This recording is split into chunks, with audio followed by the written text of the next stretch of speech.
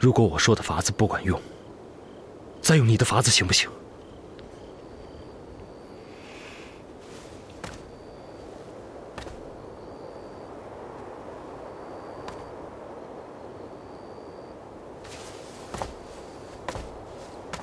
行，朕就答应你这一次。可你也必须要答应朕，哪一日、哪个时辰去，你必须提前告诉朕，朕好有应对之策。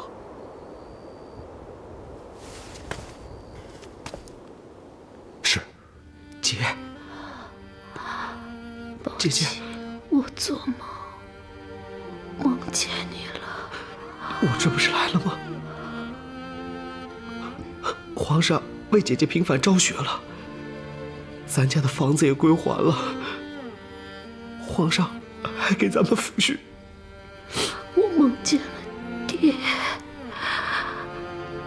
还梦见了娘。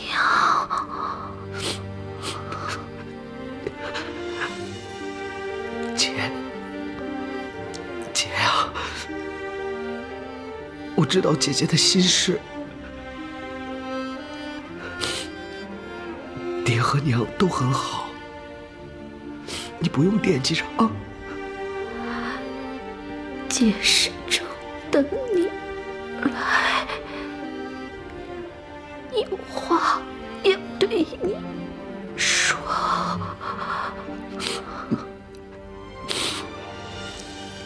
姐，你说，我听着。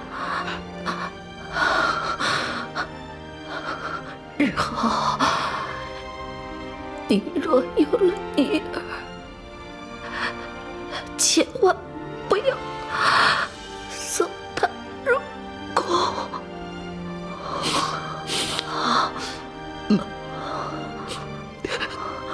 我懂。姐，姐姐的一生，抱歉，你快拿笔和纸来，我写给你。姐，你不可这么劳累，等你歇息好了再说。快，不然来不及了。文房四宝。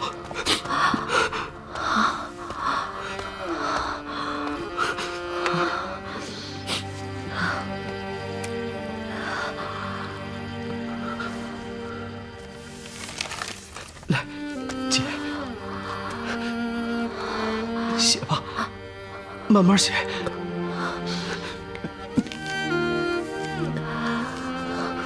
20年来，辨是非，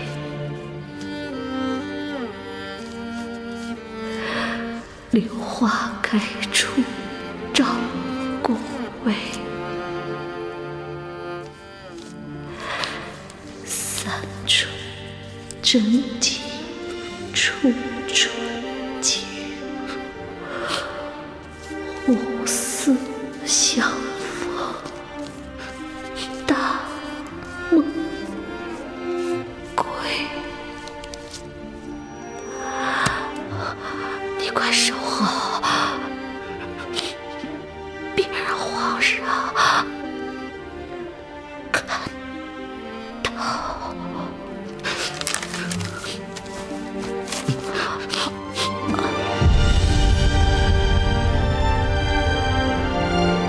姐，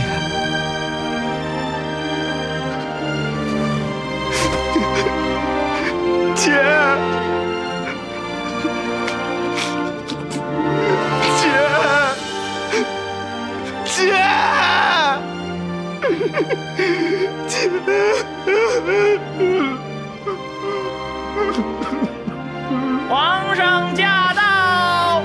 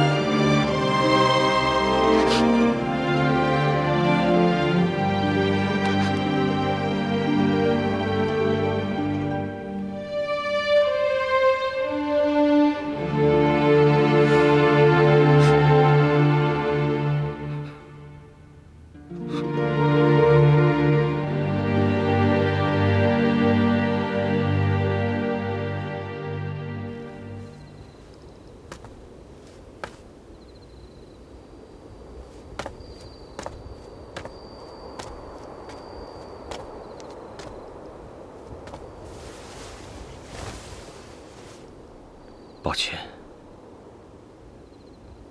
贤德妃舍朕而去，朕也同样悲伤。若兰，让宝琴起来，朕有话要对她说。秦二爷，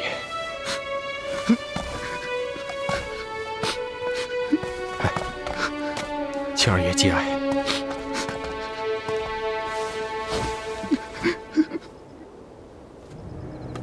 贤德妃病重之时，念念在兹的其实就是你，他的亲兄弟。赵家要重新荣耀起来，以后的担子全在你肩上。年前会试，朕已钦点你为本科状元。朕的意思，你先进翰林院，过不了多久，朕便给你个实缺。不，怎么，你不愿意？禀皇上，草民不愿入朝，更不愿做官。那你愿做什么？草民就想做个草民，足矣。既如此，你又为何科举应试啊？顺天乡试，乃是草民之妻带草民去应试，不料竟中了。草民能参加会试，还是若兰兄亲自在皇上面前请来了特恩。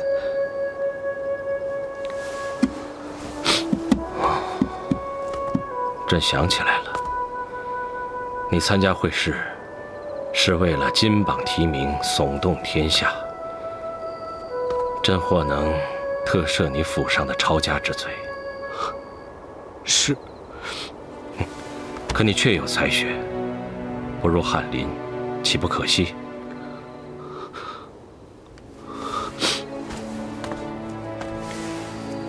回皇上，草民也惯了。官场规矩大，草民很难适应，请皇上恕罪。既如此，朕也不再强其所难。若兰，朕已宽赦赵家，多余抚恤。赵家但有所需，你尽可以告诉朕知道。谢皇上。行了，你们下去吧。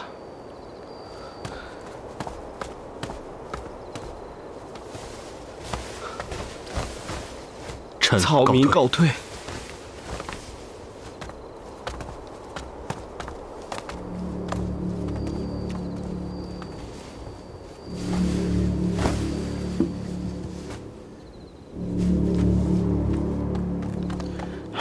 皇上。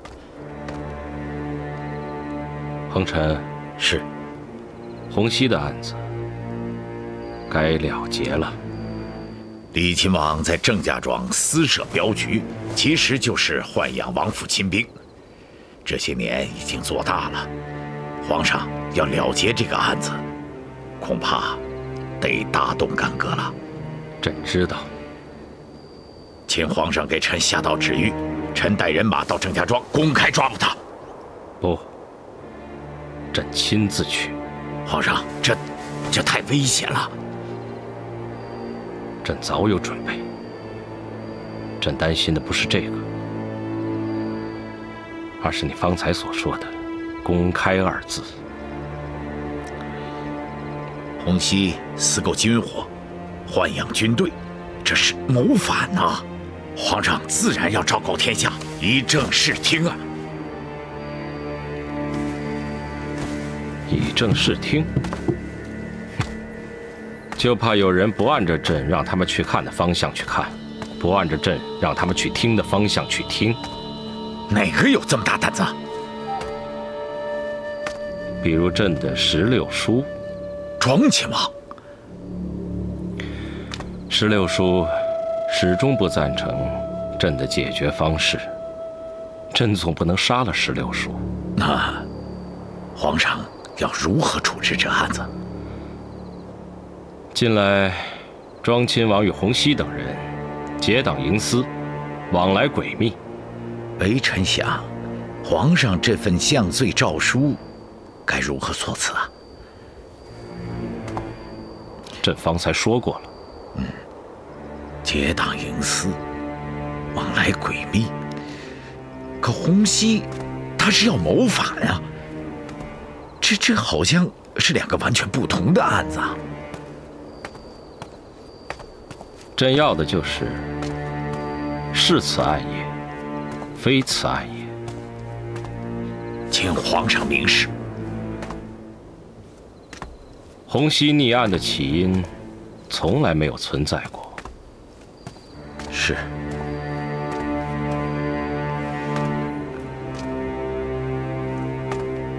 因为朕是否要把皇位禅让给洪熙，竟以朕的两人生死为凭，这太荒唐了。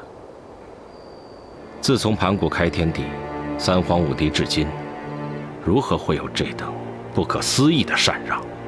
是。所以，朕从来没有答应过什么禅让皇位的事情。是。洪熙自然也就不会因为朕未曾禅让皇位给他而谋反。是的。所以，朕虽然办的是洪熙谋逆案，可他与他的同伙在诏书上的罪名要轻得多，与皇位无关。是。这就是朕方才说的“是此案也，非此案也”。你明白了？臣明白。这份诏书就照朕的这番意思来写。臣遵旨。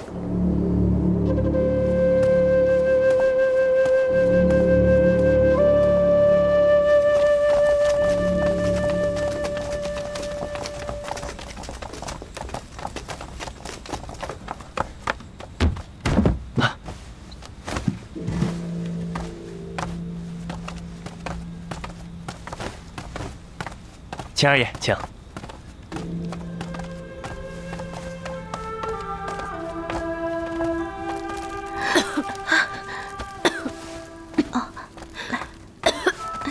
我就说嘛，姑娘是经不起这几番折腾的，弄不好又得病出个好歹来。幸亏有妙玉师傅生前为姑娘配制的方子，来。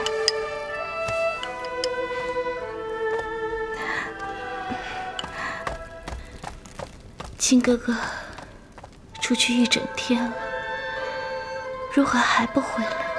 他呀，是奉旨进宫去见秋莹姐姐，自然是要多说会子话了。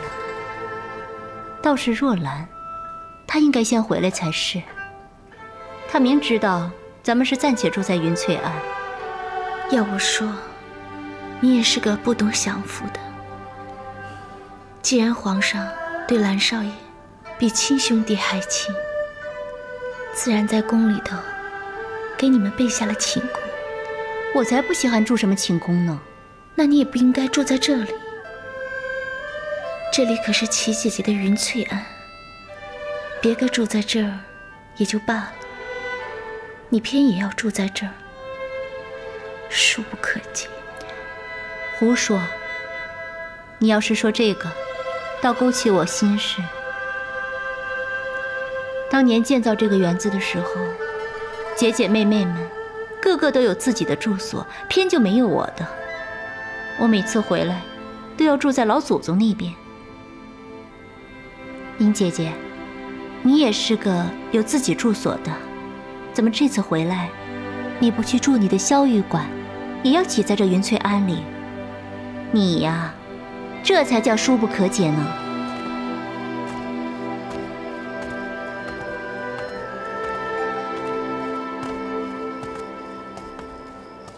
金兄弟，我思前想后，有些话我还是要跟你说。兰兄，请讲。我看这样吧，你先去见林姑娘，我跟枕霞说几句话，然后你我再到茶室去话。好。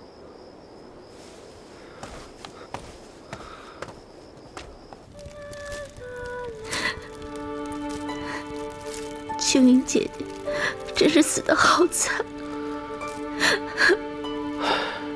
我在宫里都哭过一回了，我就知道，回来告诉你，还得陪着你哭。我哭我的，与你没相干。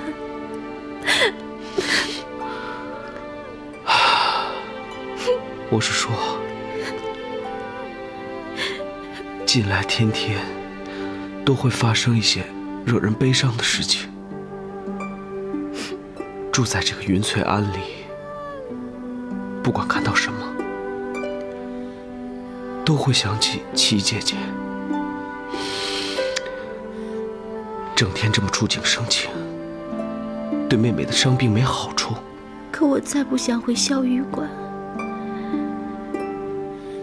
那一回出去，心里头曾跟他诀别过。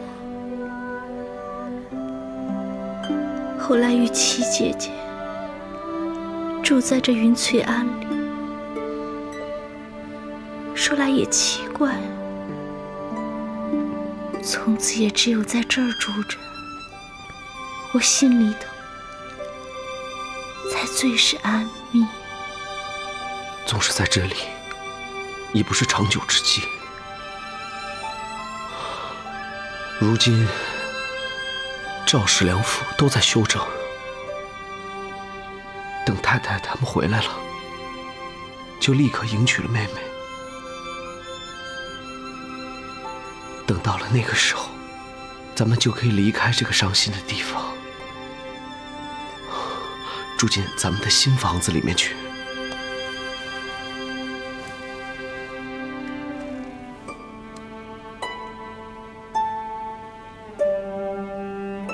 不知为何，我总觉得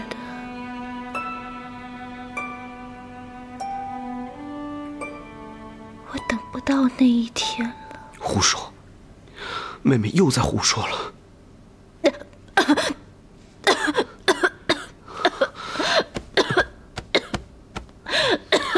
英哥，药熬好了没有？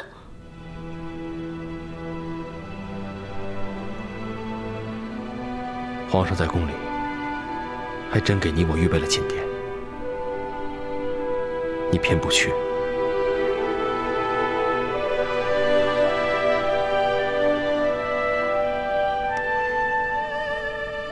你知道吗？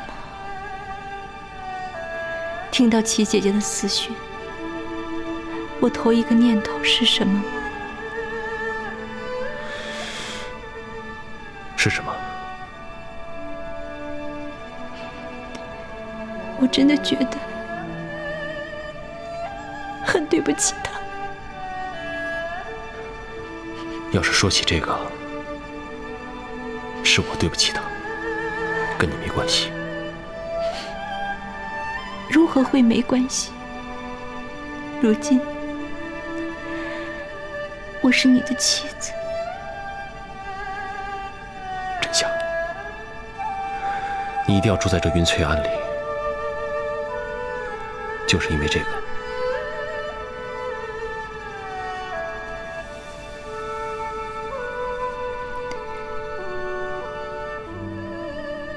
这么多年，他都是住在这里，寻你，念你。我很想知道，他心里究竟是什么滋味。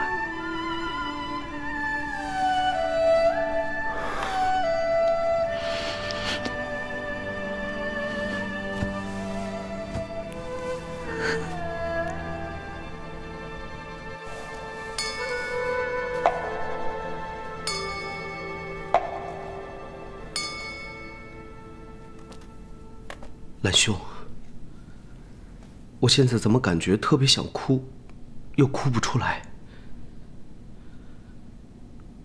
看着两边的人，就好像是你我二人，而中间的，就像齐姐姐。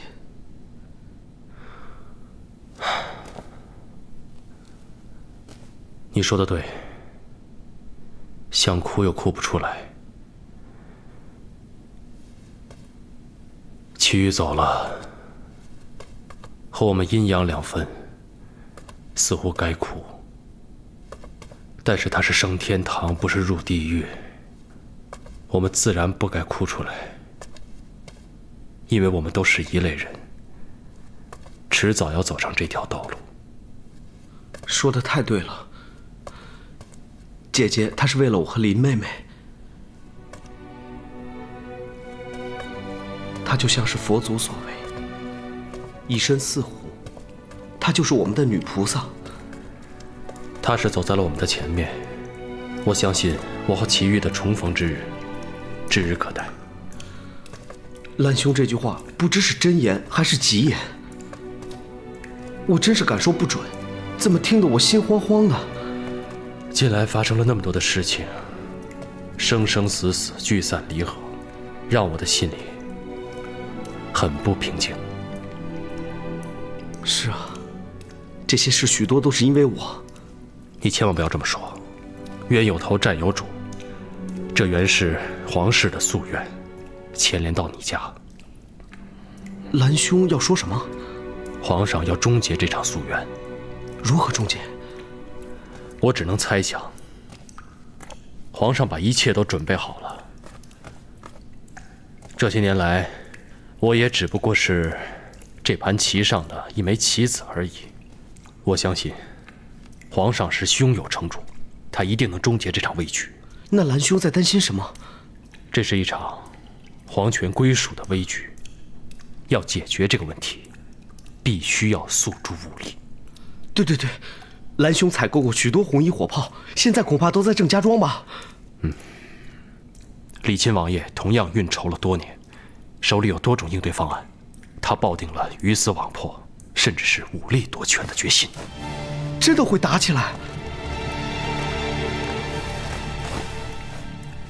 我想去试一下，看能不能说服李亲王，请他退一步，或许能化干戈为玉帛。你如何让他退？我想请他放弃争夺皇位。他恐怕不会答应吧？他谋杀了小皇子，他理亏。他会讲道理吗？他讲不讲道理，我都要跟他去讲一讲才知道。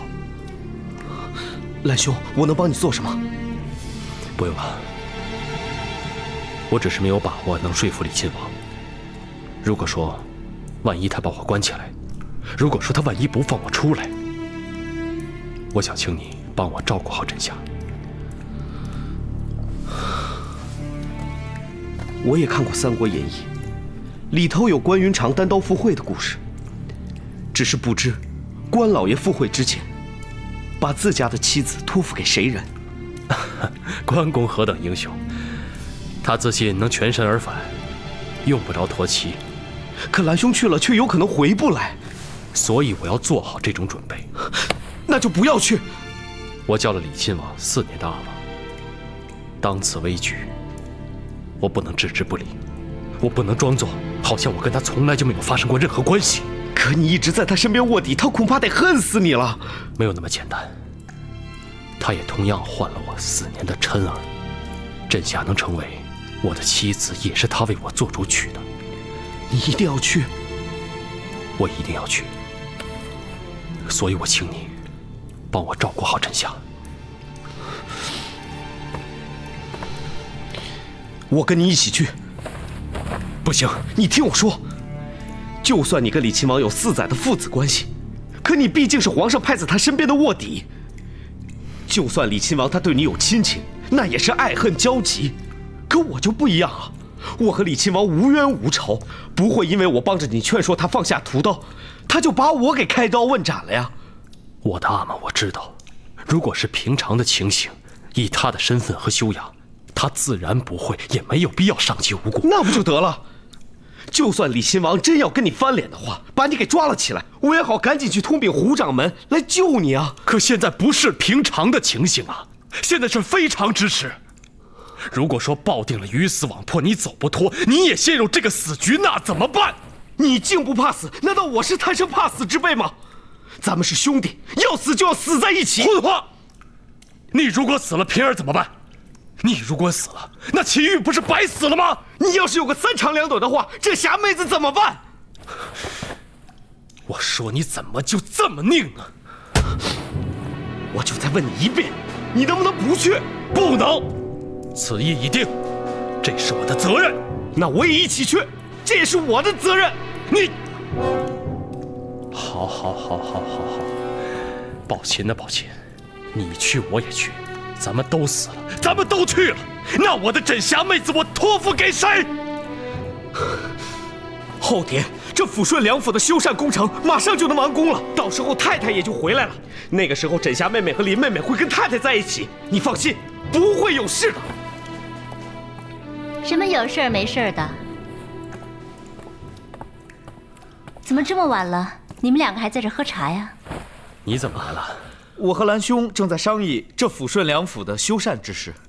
过些日子老太太来了，看见家里头焕然一新，心情自然就会好起来。啊，对。看不出来，你们俩还有这份心思啊。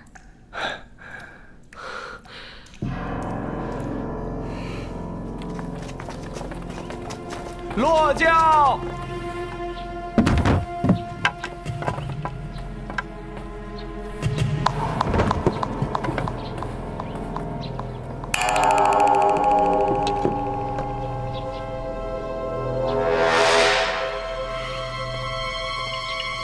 秦二爷，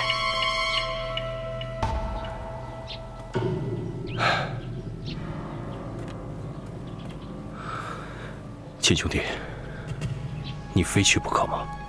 兰兄，你偏要去，我岂能袖手旁观？琛儿，他来了。他再也不是王爷的琛儿了，他也不再是奴才的小爷了。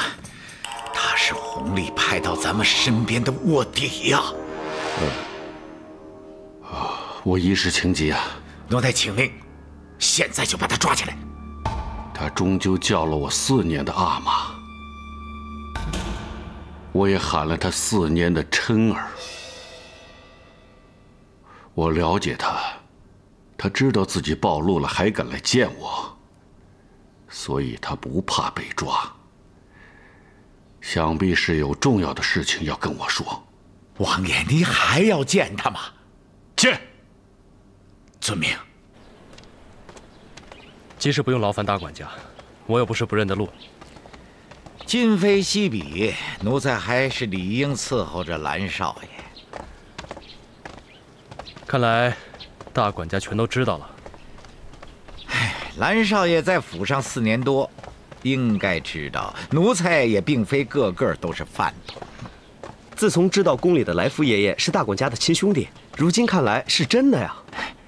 秦二爷，您称呼我家兄弟爷爷？我秋莹姐跟我说，宫里头多亏有来福爷爷照应着，他也常到我家来，跟家人一样。谁知道他谋杀了小皇子，可我都不相信，他那么慈眉善目的。要紧的是，他是暴露了，被人家抓住了啊！这边。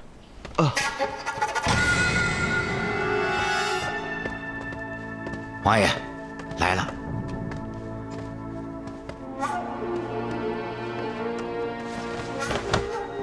给王爷请安。兰少爷，我已经不是你的阿玛了。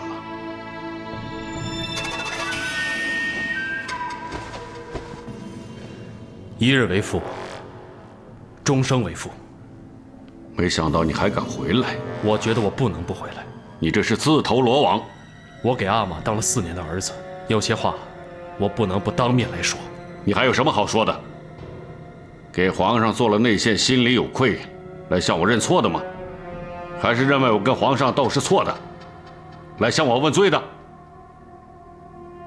或是替皇上来劝降的？都不是。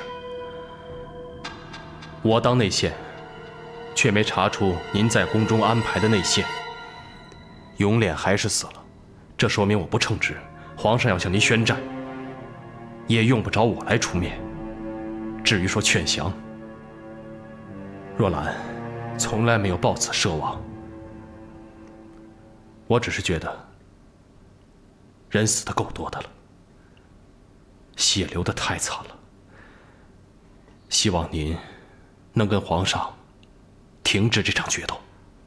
这么说，你是来给我找出路的？事情已经走到了这一步，总该有个出路吧？一般人来到这个世界上都会有很多选择，但有一种人，他生下来只有一种选择，那就是生在皇家。我父王是圣祖皇帝的嫡子，周岁就立为太子，可谓是一条康庄大路吧。可他做了40多年太子，到头来还是断头路。我既是他的儿子，自然也要走这条路。弘历的父王本来不会有出头之路，可最后成了皇上。那请问，是他选择了路啊，还是路选择了他呢？王爷想得好清楚，前车之鉴犹在眼前，既如此，您和当今皇上为什么还要走到这一步？这是他父皇定下的路，我们只好走着瞧。那么王爷为什么不想一想，真正的永琛在皇上手里，难道说你也想让他走上父辈的路吗？如果王爷不去这么争这么抢，皇上也未必愿意跟您这样斗。哼，他要是不想斗，你怎么会成了我儿子？王爷，他要是真的早早的就想要伤您，他也不会让我陈若兰来做这个卧底了。他只是想让我搞清楚王爷在宫中的内线，防患于未然。可是我很惭愧，没有阻止了这场杀戮，小王子他还是死了。小王子死了之后，皇上同我讲，若兰啊，你可以抽身而退。可我还是选择了回到您的身边。这事儿我也觉得奇怪。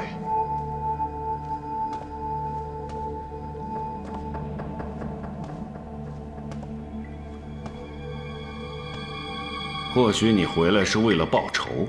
不，我回来是想阻止这场悲剧。你真是个另类，不该进这盘棋。可您还要继续下去，结果将是什么？无非是出路，或者是断头路。好没有道理！也许你们生在皇家的人天生就不懂道理吧？你们斗来斗去的，把别人都牵连进来，败家的败家，送命的送命，你们不觉得问心有愧吗？这位秦二爷说的话倒是有道理。你们4大家族都是无辜的，可这盘棋下来，既被摆到了这棋盘上，那就逃脱不了这个命运。你父亲、你姐姐、你媳妇儿，都是你们那位自称仁慈的皇上下的棋，连他的儿子都是这盘棋上的一步棋。王爷，永莲之死可是您做的？他要是真爱他的儿子，当年争皇位的时候，他就不该把他儿子作为赌注放在这个赌局里。他不爱他的儿子，他更爱他的皇位，他更爱从我父王手中夺走的皇位。太岂有此理了！你们这些皇家的人，说起这狗屁不通的道理来，都好像是天经地义似的。怨不得李妹妹和齐姐姐好干净，但凡好干净的人，都看不上这些科举、仕途、官场。原来天子都这么没有道理，真是不干净，真的是好不干净啊！我越听越觉得这世上污浊，这世上混沌，黑白颠倒，不可理喻。话说的真好听，好听，道理也很清晰，就像是天籁之音，所以只能称之为太天真了。蓝少爷，你真不该把你这位秦兄弟也拉到这是非之地来。他可没有拉我，是我自己要来的。我就想来看一看，我一直敬重的蓝兄，为什么要重来这虎狼之地？真是物以类聚，人以群分呐。我倒是很欣赏你们这对兄弟都是这么另类。蓝少爷，我很佩服你这份勇气，这份执着，这份好意。可是我要告诉你，你真不该来，因为你来不来，我跟你皇兄这场决斗都是要见分晓的。可是你来了，恐怕我没有再把你放回去的道理。我估摸着，你这位皇兄现在正在调兵遣将来我的郑家庄。王爷，审时度势，您是赢不了这盘棋的。我求您了，如果您能放下屠刀，立地成佛，我愿意向皇兄斗胆进谏，为这盘死局找一个出路。谢谢你这番美意，那就一起见识见识吧。哎，王爷，王爷，皇家禁卫军已经把郑家庄给包围了。好啊，摆阵迎客。胡一刀在。这回可要看你胡一大炮的神威了。是，王爷早就准备好了，您就等着看好戏吧。蓝少爷，请吧。秦二爷也一块见识见识吧。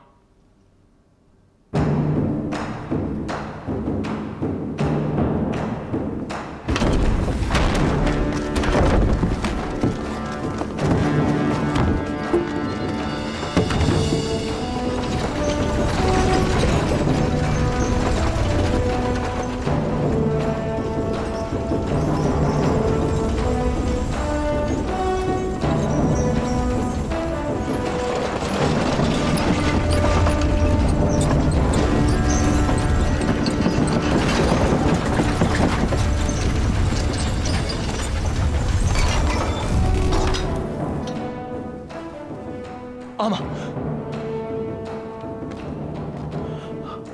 ，16叔啊，那边好像有你的次子洪普。奴才罪该万死。起来吧。谢皇上。朕的这些好兄弟们，从朕登基之日时，就跟朕作对。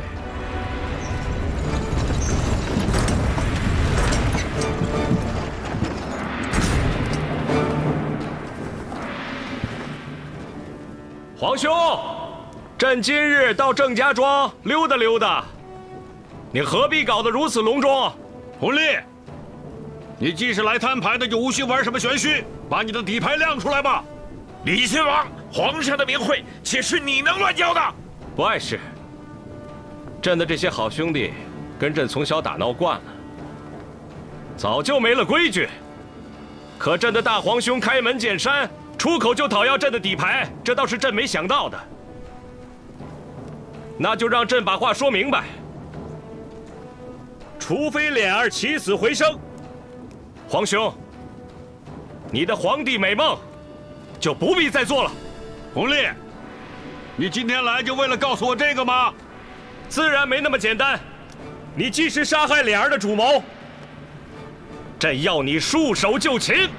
哈哈哈哈哈！弘历，我早就看出来了，无论脸儿生死，你都不会让位给我的。